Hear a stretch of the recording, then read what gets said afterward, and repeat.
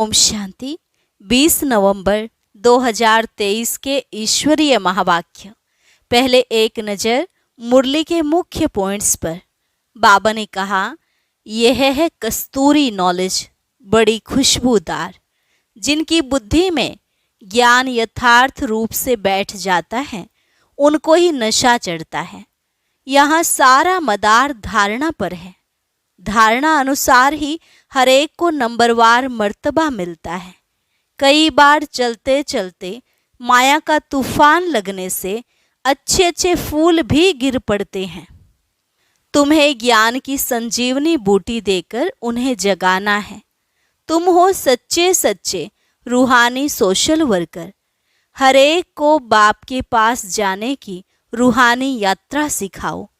तुम बहुत ऊंचे से ऊंचे हो। बाप का परिचय दे, तुम्हें औरों को भी आप समान बनाना है।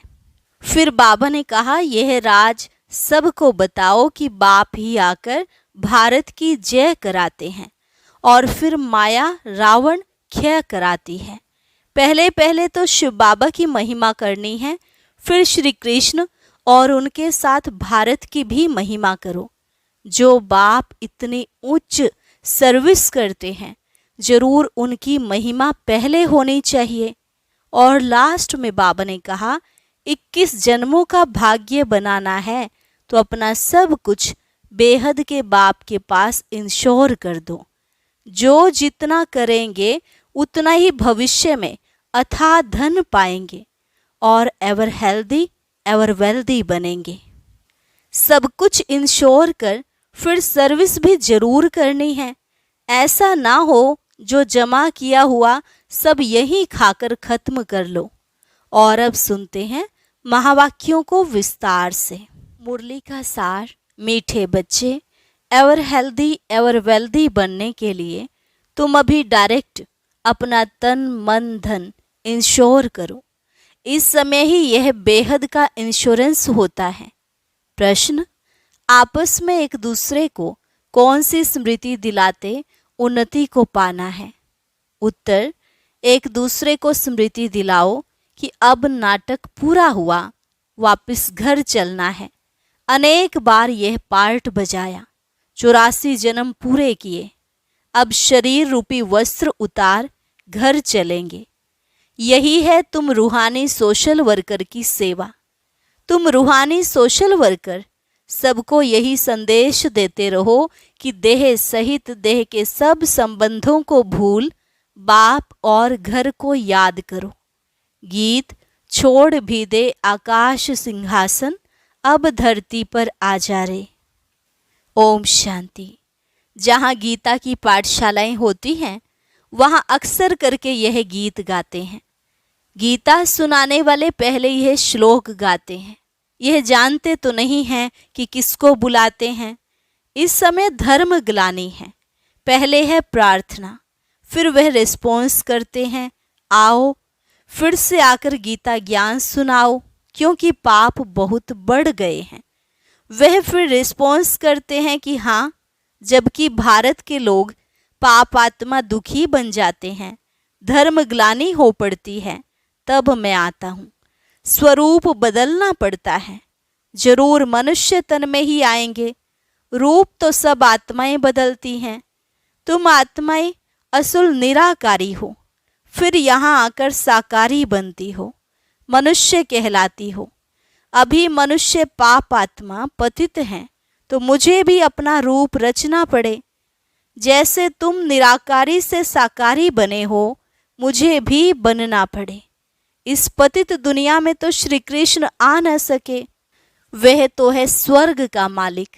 समझते हैं श्री कृष्ण ने गीता सुनाई, परंतु श्री कृष्ण तो पतित दुनिया में हो न सके। उनका नाम, रूप, देश, काल, एक्ट सब बिल्कुल अलग है। यह बाप बतलाते हैं। श्री कृष्ण को तो अपने माता पिता हैं। उसने माँ के गर्भ से अपना रूप रचा। मैं तो गर्भ में नहीं जाता, मुझे रथ तो जरूर चाहिए। मैं इनके बहुत जन्मों के अंत के जन्म में प्रवेश करता हूँ। पहला नंबर तो है श्री कृष्ण। इनके बहुत जन्मों के अंत का जन्म हुआ 84वां जन्म, तो मैं इसमें ही आता हूँ। यह अपने जन्मों को नहीं जानते हैं। श्री कृष्ण तो ऐसे नहीं कहते कि मैं अपने जन्मों को नहीं जानता हूँ। भगवान कहते हैं जिसमें मैंने प्रवेश किया है वह अपने जन्मों को नहीं जानता, मैं जानता हूँ। श्री कृष्ण तो राजधानी का मालिक है। सतयुग में है सूर्यवंशी राज्य विष्णुपुरी। विष्णु कहा जाता है लक्ष्मी नारायण को। कहाँ भी भाषण होता है तो यह रिकॉर्ड काफ़ी है, क्योंकि यह तो भारतवासी खुद गाते हैं। जब धर्म प्राय लोप हो जाए तब तो फिर से गीता सुनाऊं। वही धर्म फिर से स्थापन करना है। उस धर्म के कोई मनुष्य ही नहीं है तो फिर गीता का ज्ञान कहाँ से निकला। बाप समझाते हैं सतयुग त्रेता में कोई शास्त्र आदि होते नहीं। यह सब है भक्ति मार्ग की सामग्री। इन द्वारा मेरे साथ कोई मिल नहीं सकते। मुझे तो आना पड़ता है। आकर सबको सद्गति देता हूँ वाया गति। सबको वापस जाना पड़ता है। गति में जाकर फिर स्वर्ग में आना है। मुक्ति में जाकर फिर जीवन मुक्ति में आना है। बाप कहते हैं 1 सेकंड में जीवन मुक्ति मिल सकती है। गाया हुआ है गृहस्थ व्यवहार में रहते 1 सेकंड में जीवन मुक्ति, अर्थात दुख रहित। सन्यासी तो जीवन मुक्त बना न सके, वह तो जीवन मुक्ति को मानते ही नहीं। इन सन्यासियों का धर्म सतयुग में तो होता ही नहीं है। सन्यास धर्म तो बाद में होता है। इस्लामी, बौद्धि आदि यह सब सतयुग में नहीं आएंगे। अभी और सब धर्म हैं, बाकी देवता धर्म है नहीं। वे सब और धर्मों में चले गए हैं। अपने धर्म का पता नहीं है। कोई भी अपने को देवता धर्म का मानते ही नहीं। जय हिंद कहते हैं, भारत की जय, भारत की खय। हार कब होती है यह थोड़े ही कोई जानते हैं। भारत की जय तब होती है जब राज्य भाग्य मिलता है, जब पुरानी दुनिया का विनाश होता है। क्षय करता है रावण, जय करते हैं राम। जय भारत कहेंगे, जय हिंद नहीं। अक्षर बदल दिया है। गीता के अक्षर अच्छे अच्छे हैं। ऊंचते ऊंचे भगवान कहते हैं मेरा कोई मात पिता नहीं है, मुझे अपना रूप आपे ही बनाना पड़ता है। मैं इनमें प्रवेश करता हूँ। श्री कृष्ण को माता ने जन्म दिया, मैं तो क्रिएटर हूँ। ड्रामा अनुसार यह भक्ति मार्ग के लिए सब शास्त्र आदि बने हुए हैं। यह गीता, भागवत आदि सब देवता धर्म पर ही बनाए हुए हैं। जबकि बाप ने देवी देवता धर्म की स्थापना की है। वह पास्ट हो गया, फिर फ्यूचर होगा। आदि मध्य अंत को पास्ट, प्रेजेंट और फ्यूचर कहते हैं। इसमें आदि मध्य अंत का अर्थ अलग है। जो पास्ट हो गया वही फिर प्रेजेंट बनता है। जो पास्ट की कहानी सुनाते हैं वही फ्यूचर में रिपीट होगी। मनुष्य इन बातों को नहीं जानते।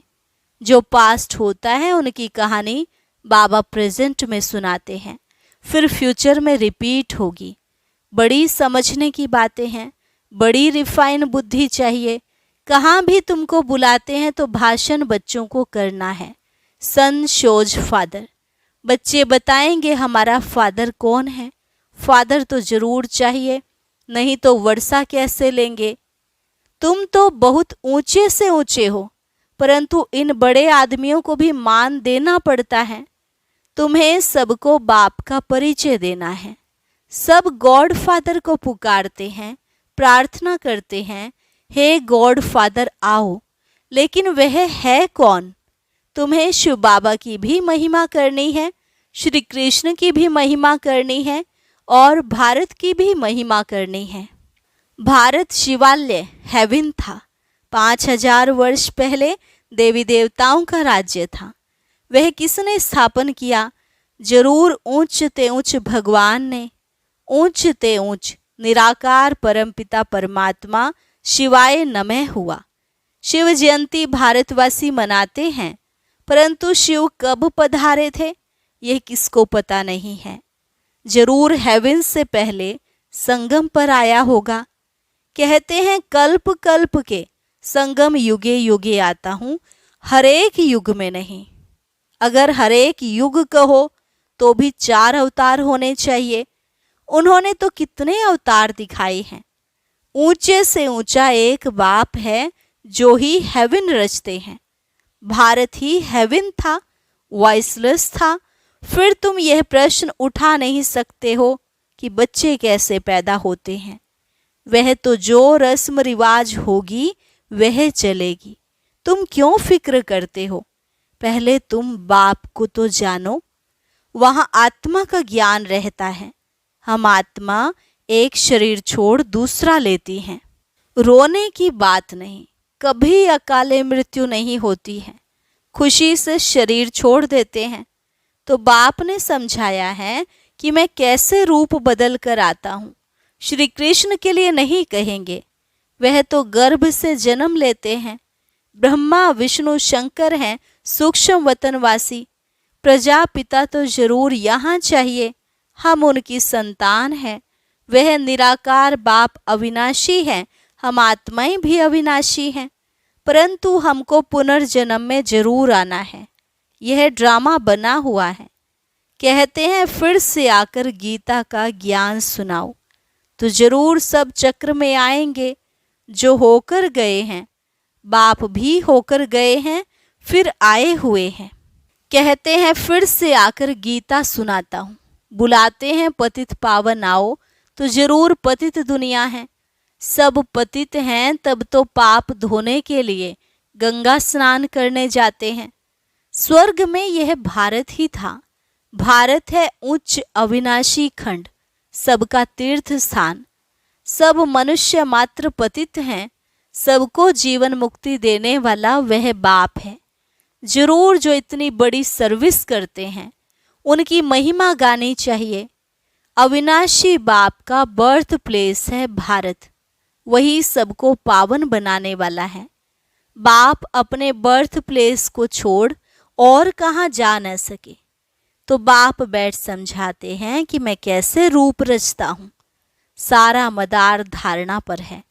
धारणा पर ही तुम बच्चों का मर्तबा है। सबकी मुरली एक जैसी नहीं हो सकती। भल काठ की मुरली सब बजाएं तो भी एक जैसी नहीं बजा सकते। हर एक की एक्ट का पार्ट अलग है। इतनी छोटी सी आत्मा में कितना भारी पार्ट है। परमात्मा भी कहते हैं हम पार्टधारी हैं। जब धर्म ग्लानि होती है तब मैं आता हूँ। भक्ति मार्ग में भी मैं देता हूँ। ईश्वर अर्थ दान पुण्य करते हैं तो ईश्वर ही उनका फल देते हैं। सब अपने को इंश्योर करते हैं, जानते हैं इसका फल दूसरे जन्म में मिलेगा। तुम इंश्योर करते हो 21 जन्मों के लिए। वह है हद का इंश्योरेंस इनडायरेक्ट, और यह है बेहद का इंश्योरेंस डायरेक्ट।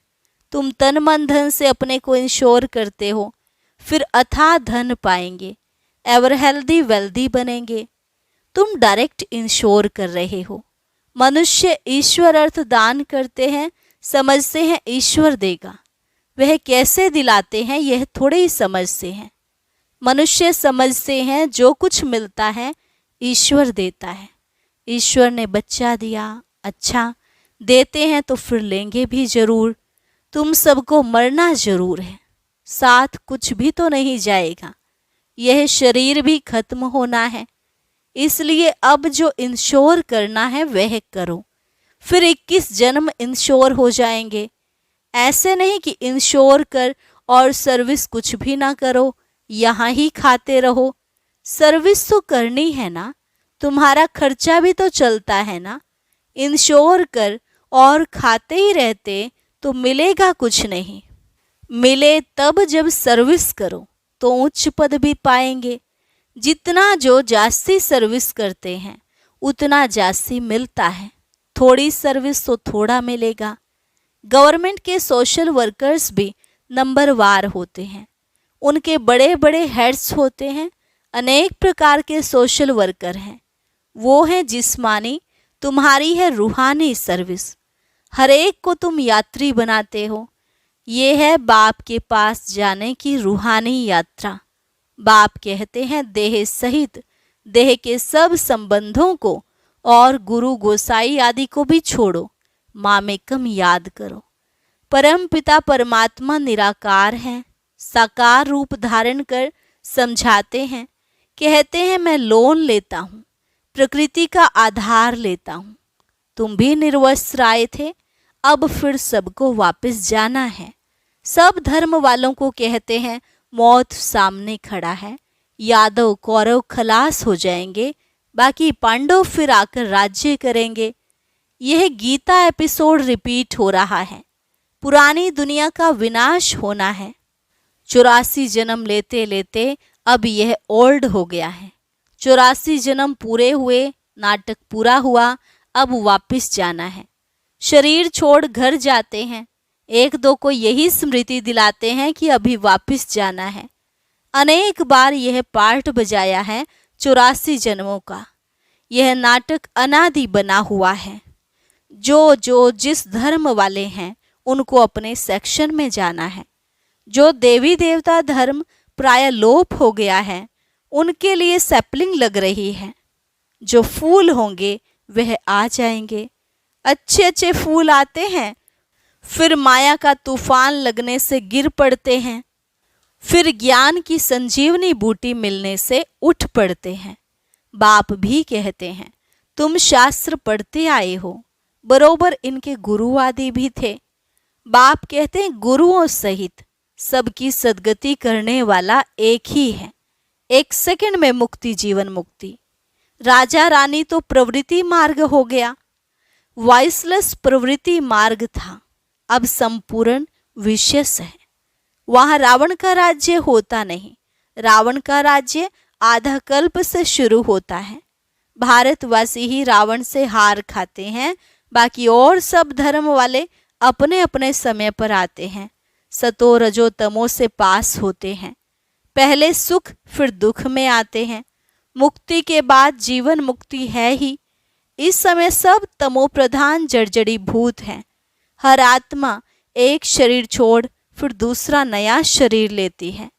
बाप कहते हैं मैं जन्म मरण में नहीं आता हूँ, मेरा कोई बाप हो नहीं सकता, और सबको तो बाप हैं।